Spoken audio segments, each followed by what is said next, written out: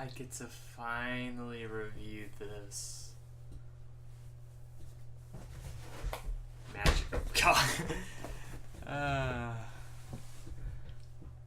Oh man, I got that fresh fade, that fresh lineup, and an hour podcast auto smash. That's gonna be rough.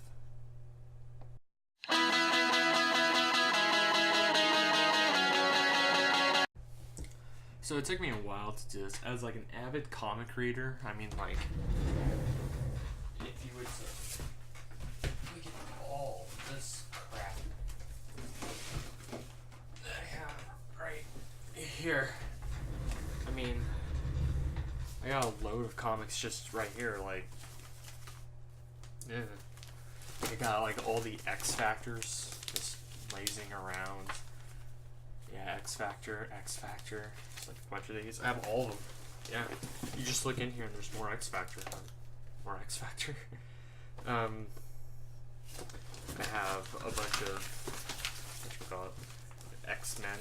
My dad was a big X-Men fan. He gave me all his old comics. Just a bunch of them, I guess. And there's a Secret Wars issue where Spider-Man gets his black suit that I have like right here. Well, this isn't actually an ad, but I know it's in here somewhere. That's why I thought it was the issue. Yeah. I have Excalibur.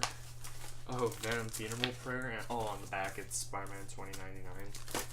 Oh, this issue of Excalibur. I have a bunch of comics. Route 66. I don't remember that one. Oh, I remember my grandma gave me that. Oh, Web of Spider-Man. Man, I love these. I love looking at the old ads to these. That's just one.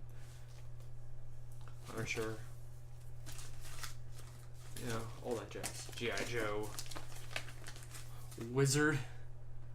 Yo.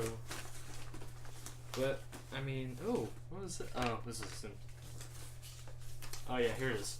This is the, oh yeah, this is a Secret Wars. It's missing its cover, but I know it's somewhere around here. This is the issue with Spider-Man getting his black suit. Yeah, this one. And what are they're advertising the free Spider-Man comic book with your, what is it? 3 proofs of purchase of an Oreo. That's actually cheap, because I look at these and $1.50. Wow, $1.50. That's actually okay. Nowadays they're like $20, but hey.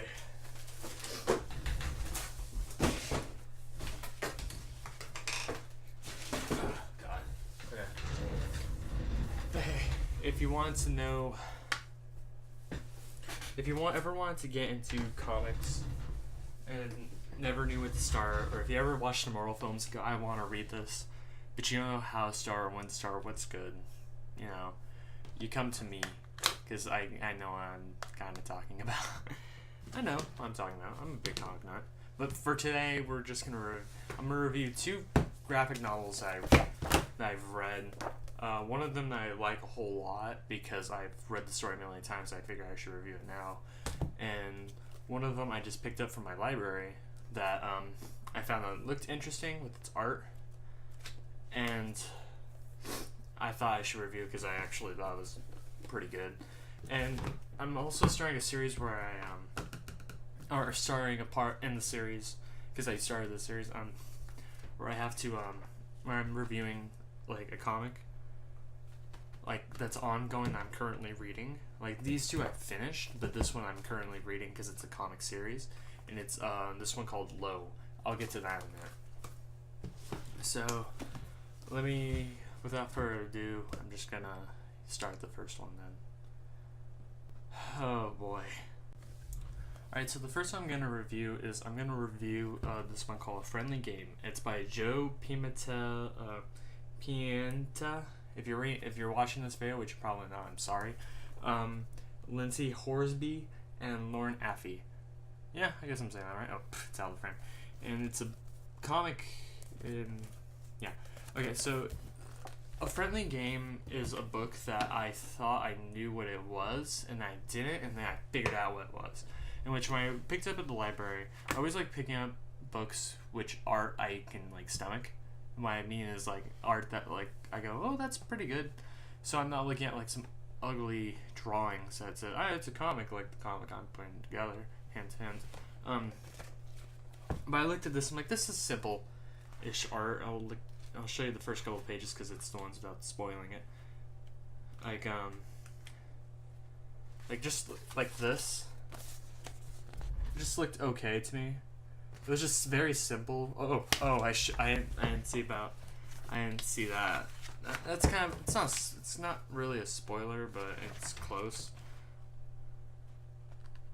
But like, as you can see, it's just very simple. So I was like, oh, okay. Well, I thought it was one thing when I thought it's actually the other. It wasn't A or B, it was like F. And what it was it's a story about these two kids named Todd and Kevin. And Todd starts, where is it? Todd or Kevin? I always get mixed up. I think it's Kevin. Kevin's this kid with black hair. Todd's this kid with blonde hair. So Kevin comes up with this game in which they find animals, just like, it starts off as like mice, right? And just traps, and they just start throwing rocks at it and see who gets the most points.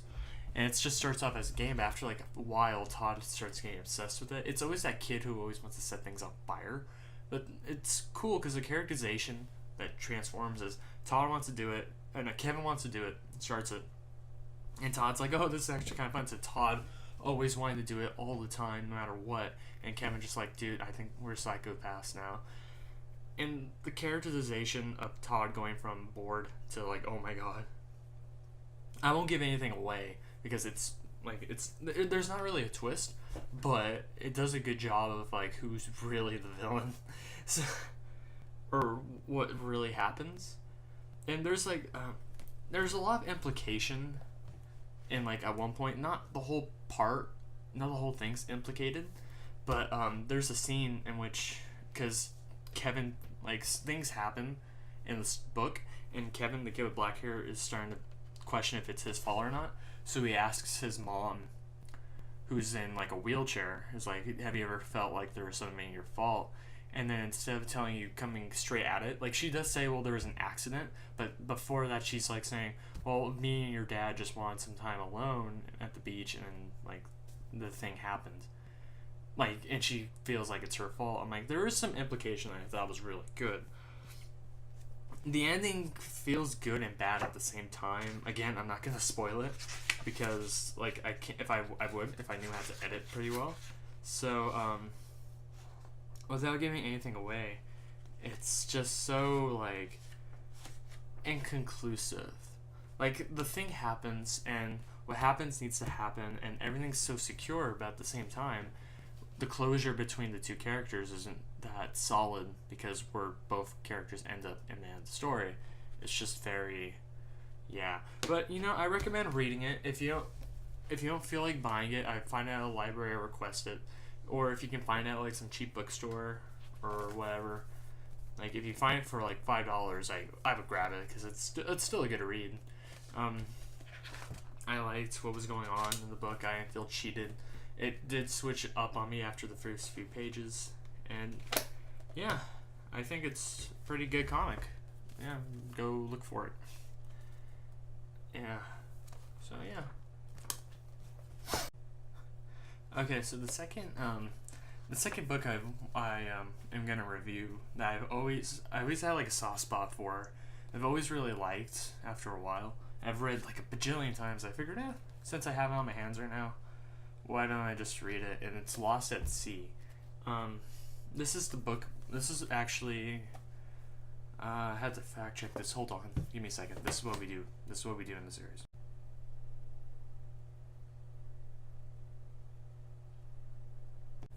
Good thing we fact check, or else we'd be talking about arses all day. So so I just want to be sure. This is the first graphic novel that he did, like, ever. This is his first graphic novel. And for like your first one back in, when did this come out? 2000. I want to say 2003. Pretty sure it's 2003. It should say somewhere. Publishing. Let's see.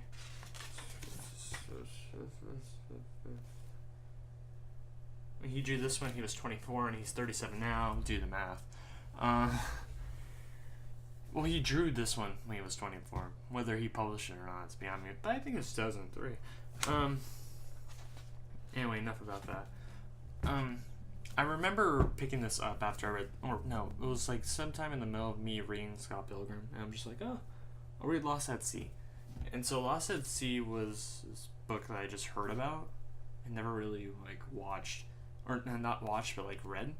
And I remember hearing about this book, and comparing it to Scott Pilgrim, this is the most like grounded one ever, because it's real life basically. And the whole thing of the main character's soul getting stolen by a cat is more metaphorically, I think. This book's really weird, and by that I mean like there's a lot of implication at the end, especially when she's telling the story, and I'm like, of why she went to California to begin with. And there's like, she tells you why, but then there's still some application left over. And it feels so grounded, but at the same time it feels so, it's odd. I like it, but it has a bunch of things I need to put together. You have to read this more than once to understand it, but on your first read you'll like it enough to read it a second time. It's very, very thin, fairly small. I like the art to this, which is like the precursor to Scott Pilgrim, I think. It's kind of a precursor to, with everyone's big heads or something like that. They just like, even like the art looks nice. I like it.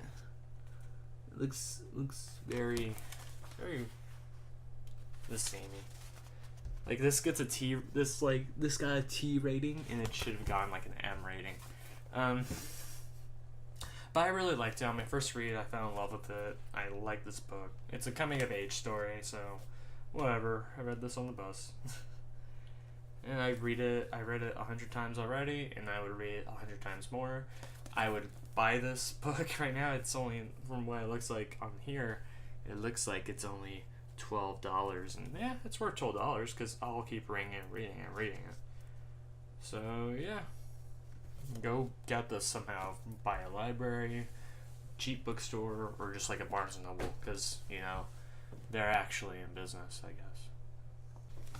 Okay, so this isn't really much of a review, but this is me. This is the book I am currently reading, in which it's a series, and it's still ongoing. So that's what I'm going to tell you. Per review of what I'm reading and what's going on, is I'm going to tell you about this book called Low. And it's a very good premise, which what happens is it's done to death 1,000 times, in which a bajillion, well literally, but years later Earth has become inhabitable, so where are we going to go? A lot of people say space, and a lot of people say the ocean, and this one is, well, the ocean. What I really like about it, though, is in those series, to make the audience feel scared or whatever, make them feel like, oh, this one just says F that, let's say 1 billion years later, in which the sun has been, like, become a red giant, and we all have to go somewhere, so we go to an ocean. And, yeah, I'm on issue 2, I guess I'm on issue 2. But there's 15 issues total, and I'm currently going to read all of them. And yeah, and it's so cool because it's like Lost in Space, but with the ocean. I mean, even like the best part about this is the art. Like if you look from the cover, this looks freaking-tastic. I mean, let me just grab a page. Yeah. Let me find. Like just this just looks so, it looks really good. Just back like this is fantastic. This isn't like lazily put together. This looks really nice. That's really cool. So yeah, I'll keep you posted on what this is. If you want to, I would suggest, so far there's only 15 issues and it's still going. So, or at the time there was 15 issues. So I would try and pick it up, because so far it's good for me. But if you want to keep waiting on my reviews, I'll keep you posted each episode, whatever. But until then, Low. Yeah. Okay, and so far that's about all I can review. I'm actually gonna go to my library, local library sometime today. Maybe I'll do a little vlog to keep you guys, up to what I do and how I do things. Like I'll go to my library and film. I'll be one of those douchebags. So both my recommendations, I would suggest you guys go read. I'll be back next week with more. Until then, I would read more comics and play games. Take care. Keep an eye out for my other videos, and I'm gonna have to end this right about perfect. Okay, so if you made it to the end of this video, and if one of my other videos go up and you haven't seen it yet, I'm doing commissions, and that's which I draw something for you, and I'm willing to do drawings for things, and just want to put that out there. Just want to talk about that. And if you want to reach me on that, just email me at LowBrassDoges@gmail.com, which is the name of this channel, at gmail.com. And we'll negotiate something with that. And yeah, we'll work something out. If you want something, we'll negotiate something. And yeah, so that's all I really want to say. Get out of here. Get down to here, stalker. Okay. Leaving. Wait, let me. 3, 2, 1. Stop.